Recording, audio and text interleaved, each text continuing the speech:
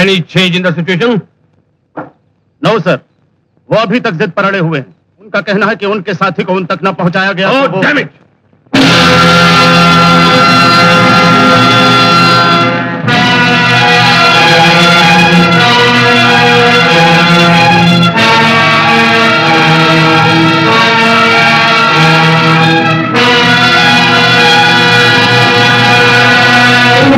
ऐलान कर दो, उनका साथी हम उन्हें वापस करने के लिए तैयार है। लेकिन सर, आप जानते हैं ये शख्स कितना खतरनाक स्मगलर है। इसने हमारे चीफ मिस्टर गुप्ता को किस बेरहमी से गोलियों से छलनी कर दिया था। अदालत इसे फांसी का हुक्म दे चुकी है। I know it, but damn it, इसके अलावा हमारे पास दूसरा रास्ता भी क्या है? इस एक मुजरिम की खातिर मैं उन 50 निर्दोष विदेशी मेहमानों की कुर्बानी नहीं दे सकता। यह हमारे देश की इज्जत का सवाल है। कह दो उनसे, हमें उनकी शर्त मंजूर है।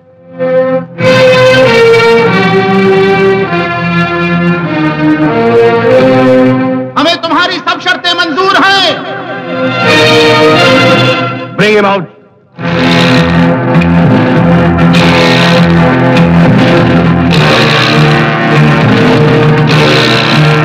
Come on, quick.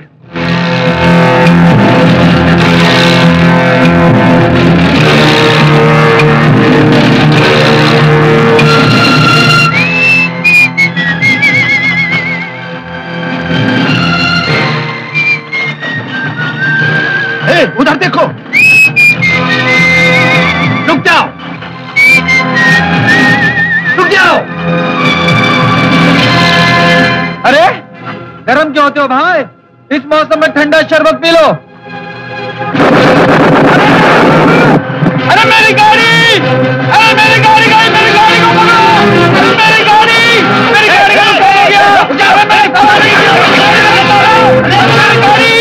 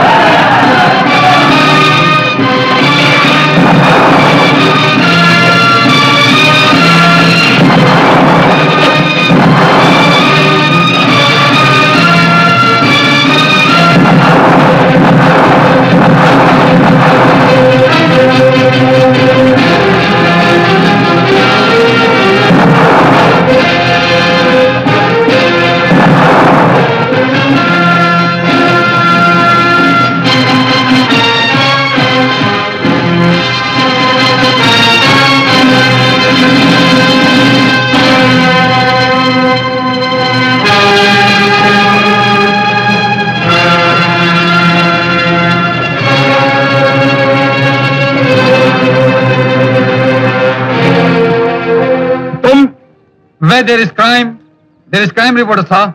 नए साल का तोहफा मुबारक हो। David, Raghavan, yes sir. लगा दो गाड़ी से भी। No, is the real hero? एक कोशिश नाकाम हुई तो क्या हुआ? हम अपने भाई को फांसी के तख्ते से बचाने के लिए अपनी जान की बाजी तक लगा देंगे। क्यों विचार? फिक्र नॉट बॉस। वो क्राइम रिपोर्टर पता इसमें कहां से टपक पड़ा, नहीं तो आज ही सब काम एकदम टिच करके फिट हो जाए। Who is this bloody crime reporter?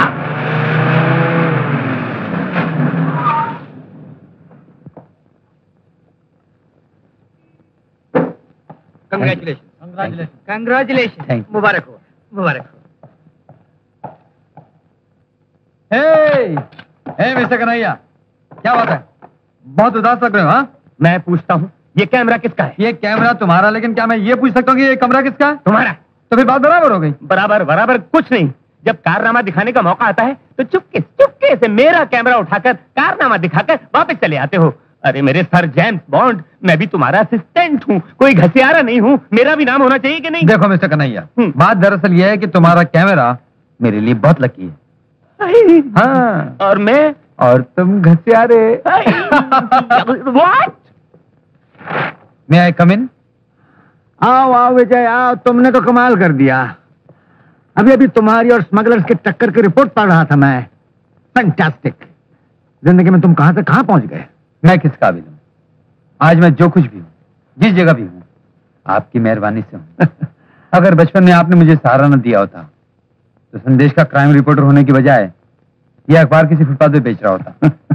मैं सच कहता हूँ राय साहब, आपने क्या कहा? राय साहब? अंकल से राय साहब हो गया? You can go. I am sorry uncle.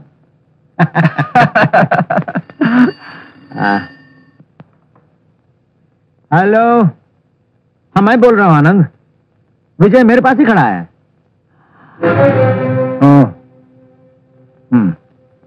अच्छी बात। क्या बात है अंकल? विजय, तुम्हारी माँ जिंदगी की आखिरी सांसें ले रही है। चलो। क्या सोच रहे हो विजय? जी कुछ नहीं। मैं जानता हूं तुम क्या सोच रहे हो। तुम यही सोच रहे हो ना कि तुम्हारी सौतेली माँ ने बचपन में तुम पर क्या क्या जुल्म नहीं किए, अपने सगे बेटे से प्यार किया और तुमसे नफरत है। लेकिन बेटा, आखिरी वक्त में ये सब तुम्हें भूल जाना चाहिए। कुछ भी हो, माँ फिर भी माँ होती है। माँ? माँ? माँ? विजय मेरे बच्चे, सिर्फ तुझे देखने के लिए अभी तक मेरी सांस सटकी हुई थी। सिर्फ एक बार कह दे कि तूने मुझे माफ कर दिया। मेरे दिल में सदा आपके लिए इज्जत रही है माँ। ऐसी बातें करके मुझे शर्मिंदा मत कीजिए। बस बेटा, मरने से पहले तुझसे एक वचन चाहती हूँ। बोलो, बोलो दोगे? ऐसी बातें मत करो माँ। आप जो कहेंगी वो मेरे लिए जिंदगी का मकसद होगा। बेटा, आनंद बहुत भोला है, नादान है, अच्छा है। मेरी लाखों की जायदाद कमाने से जब तक ये अपनी जिम्मेदारी संभालने के काबिल न हो जाए, तुम्हें इसका तमाम बोझा तुम्हें को उठाना होगा। हाँ माँ, मैं वचन देता हूँ। देखो, इसे मैं दुनिया में सिर्फ तुम्हारे सहारे छोड़े जा रही हूँ। आपसे तुम ही इसके सब कुछ हो। माँ, इसके बाप, इसके भाई, इसकी माँ।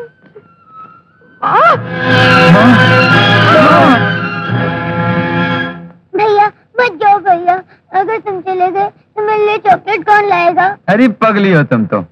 मैं घर छोड़कर जा रहा हूँ, शहर छोड़कर थोड़े जाओ। रोज आऊंगा और रोज अपनी गुड़िया के लिए चॉकलेट लेकर आऊंगा। खुश? मैं तुम्हें रोकूंगा नहीं विजय, लेकिन पता नहीं ऐसा महसूस होता है तुम चले जाओगे तो तूफान आ जाएगा। आप लोग तो इस तरह ड्रामा कर रहे हैं जैसे विजय साहब घर छोड़ के लड़ाई के मैदान में जा रहे हैं और वहां से वापस लौटने की कोई उम्मीद ही ना हो। कैसे मनुष्य बात कर रही हो लक्ष्मी? बात बुरी लगी, लगनी ही चाहिए। पर कुछ भी कहो डैडी, आपन तो हिपोक्रेट नहीं है। हम तो आपके जाने से बहुत खुश हैं मिस्टर विजय। आखिर आप ये घर छोड़कर अपने घर तो जा रहे हैं, मुबारक हो। ओहो, मैं तो भूल ही गई। बरसों एक ही छत के नीचे रहे, फिर भी अजनबी।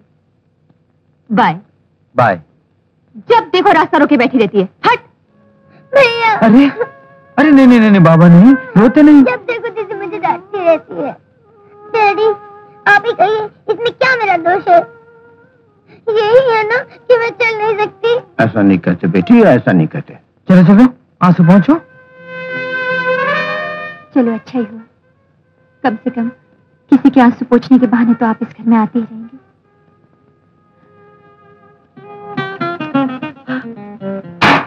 व्हाट? अंकल आपसे कितनी बार कहा है कि आप चिल्लाया मत कीजिए, आपकी सेहत के लिए बिल्कुल ठीक नहीं। मेरी सेहत बिल्कुल ठीक है डैमेज। मुझे तो शक है तुम्हारा दिमाग खराब हो गया है। मेरे शहर में इतना बड़ा रैकेट चल रहा है, वो भी पुलिस की आंखों के नीचे। मुझे पता ही नहीं, इम्पॉसिबल। मैं जानता था आप यकीन नहीं करेंगे, लेकिन विजय बिना सबूत के किसी काम में हाथ नहीं डालता। कमिश्नर साहब, आज रात ठीक 10 बजे अपनी पुलिस फोर्स को भेज दीजिएगा। पता है new empress court, 3rd floor, flat number 7। New empress court, 3rd floor, flat number 7। Damn it! एक एक को गिरफ्तार कर लो, कोई बच्चा जाने न पाए।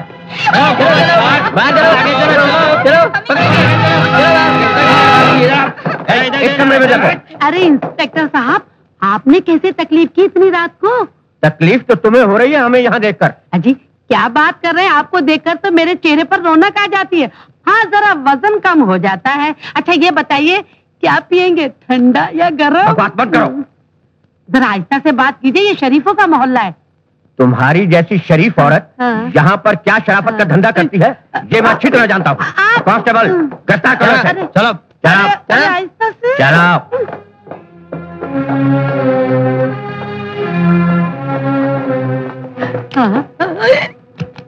चल अंदर चल, अंदर चल, बहुत फोटो हो गया।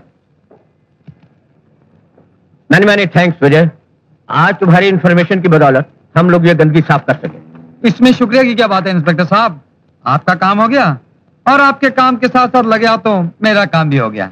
अरे हाँ, कमिश्नर साहब से मेरा सलाम कहिएगा। Okay bye.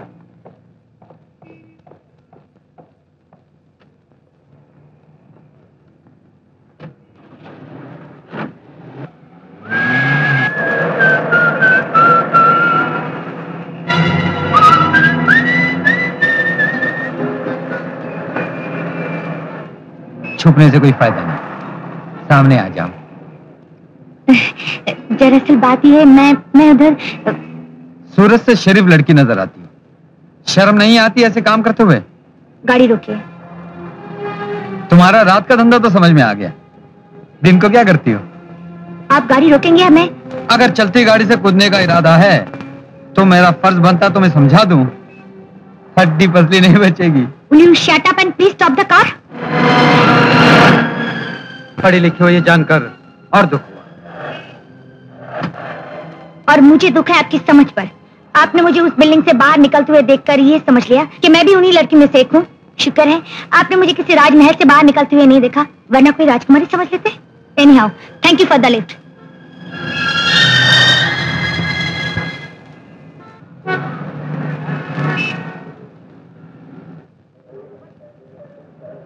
नमस्ते अंकल। आपने क्या बात है, आप परेशान दिखाई दे रहे हैं? नहीं तो तुम्हारे होते हुए मुझे किस बात की परेशानी? नहीं अंकल, मैं कई बार देख चुका हूँ, आप इन्हीं दिनों में लखनऊ जाते हैं और जब वापस लौटते हैं तो आपका चेहरा मुरझाया होता है। बताइए ना क्या बात है? तुम रिपोर्टरों की एक बुरी आदत है, हर चीज को शक की नजर से देखते हो। और फिर तुम क्राइम रिपोर्टर हो, कहीं मुझे मुजरिम तो नहीं समझ रहे हो? आप चलिए, मैं सामान लेकर आता हूँ। अच्छा चलिए। पुलिस!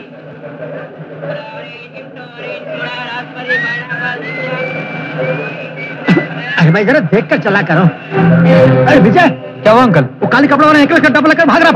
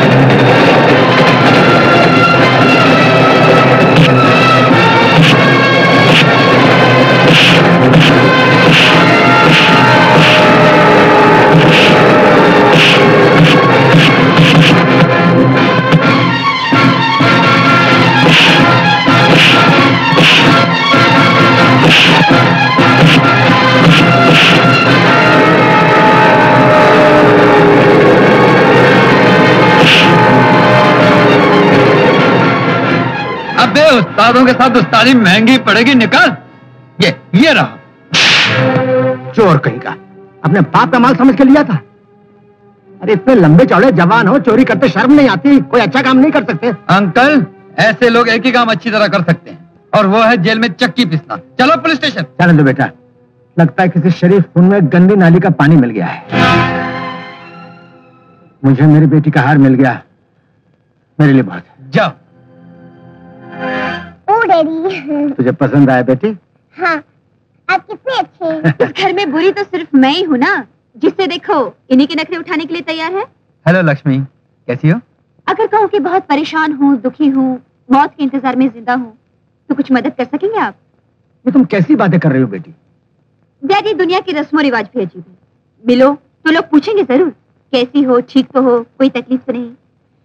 लेकिन क्या ये सब पूछने से किसी को कुछ मिल जाता है? सबसे नसीबदार तो आपकी बेटी है, जिसे बिना पूछे ही सब कुछ मिल जाता है। बेटी, मैंने तुम्हें भी तो कभी किसी चीज के लिए मना नहीं किया। तुम अपनी मर्जी की खुद मालिक हो, जो चाहो जब चाहो जाकर खरीद सकती हो। अगर रानी के लिए मैं एक नेकलेस लेकर आया हूँ। नाराज क्यों होती हो दीदी? ये नेकलेस तुम्हें पसंद है तो तुम ले लो। जो चीज मुझे पसंद है उसकी भीख लेने की मुझे आदत नहीं, समझे? कर दी ना खटिया खड़ी। एक ही तो निशानी बची थी तुम्हारे भाई की, उसकी भी बोलती बंद कर दी। भाभी, मैं कहती हूँ जब तुम्हें दिखता नहीं तो इधर उधर हाथ पांव मारने की जरूरत क्या थी? मुझसे भूल हो गई। क्या बात है मामी, इतना शोर क्यों मचा रही हो? तू आ गई बेटी, बड़ी देर लगा दी। नौकरी मिली? अरे वो तो शक्ल से ही पता चल रहा है, किसी की खटिया खड़ी करके आ रही है। जवान जहाँ छोकरी दिन तो दिन रात रात भर न जाने कहाँ मारी मारी फिरती है, और बहाना नौकरी ढूंढने का। वारी छोकरी, वारी नौकरी। बेटी, तूने मेरी बात का जवाब नहीं दिया। क्या जवाब दूं माँ? अपनी गरीबी की चादर तो पहले से तार-तार है, इससे मैं तुम्हारे आंसू पोंछ सकती हूँ ना अपने। जहाँ नौकरी के लिए गई थी वह मामला ही कुछ और था। बस ये समझो किसी तरह अपनी इज्जत बचा कर आ गई। क्या? हाँ। आज जवान भाई के होते हुए भी तुझे कहाँ कहाँ ठोकरें खानी पड़ रही है। मैं तो हूं ही अंधी, मेरे नसीब में तो ठोकरें लिखी ही हैं। पर तूने क्या कसूर किया है? भगवान को तुझ पर तरस क्यों नहीं आता? न जाने वो कब सुनेगा हमारी। माँ, भगवान सुने या न सुने माँ, मैं तेरी बात जरूर सुनूंगा माँ। भैया इतने इतने दिन कहाँ गायब रहते हो? हमसे मिलने को मन नहीं करता है क्या? मन तो बहुत करता है सरोज, लेकिन क्या है कि बहुत जरूरी काम में लगा रहता हूँ ना, उधर से इधर के चक्कर में फुर्सत ही नहीं मिलती। अच्छा, बस की कंडक्टरी कर लिए या रेलवे में भर्ती हो गए हो? बस यूं ही सोच लो कि दोनों जगह के चक्कर है। माँ, ये रख 100 रुपए। और सरोज, आज के बाद तुझे कहीं भटकने की जरूरत नहीं है। अगर मेरा काम चल पड़ा ना तो देखना मैं तुझे क्या से क्या बना दूंगा। जिसे बनाकर आ रहे हो, चल के पहले उसका हिसाब तो साफ कर दो। क्या हुआ? क्या बात है? क्या हुआ इंस्पेक्टर साहब? क्या क्या है मेरे भैया चोर ने? है। अभी थोड़ी देर पहले एक बस स्टॉप से एक सेठ का बटुआ चुराकर चंपत हो गया था, लेकिन बरखुरदार कानून के हाथ बहुत लंबे होते हैं। चलो पुलिस स्टेशन। पुलिस साहब, मेरे चंदू को छोड़ दीजिए, वो अंधी का यही एक सहारा है। ये फिर ऐसा कभी नहीं करेगा। मैं आपके पाँव पड़ती हूँ। मैं मजबूर हूँ माँ जी, कुछ नहीं कर सकता। अब सब कुछ अदालत के हाथ में है, मेरे हाथ में नहीं। चलो। पुलिस साहब, मेरे बेटे को ले जा रहे हो तो साथ साथ ये उसकी कमाई भी लेते जाओ। वाह वाह वाह वाह वाह, क्या खानदान जुड़ा है मेरी किस्मत के साथ। बाप पहले ही खटिया खड़ी कर गया, माँ अंधी, बेटा चोर, और बाकी बची तू। मेरे लिए चिंता करने की कोई जरूरत नहीं मामी।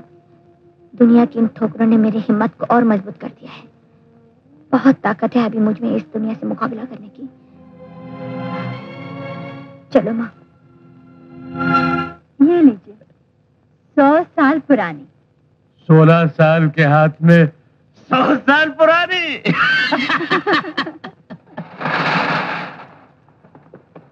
चल अंदर, अंदर चल।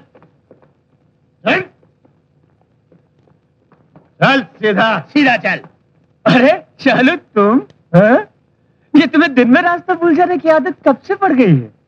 हमने तुम्हें भेजा था कहीं और, तुम जा रहे थे कहीं और देख लो पहुंच गए हो कहीं और।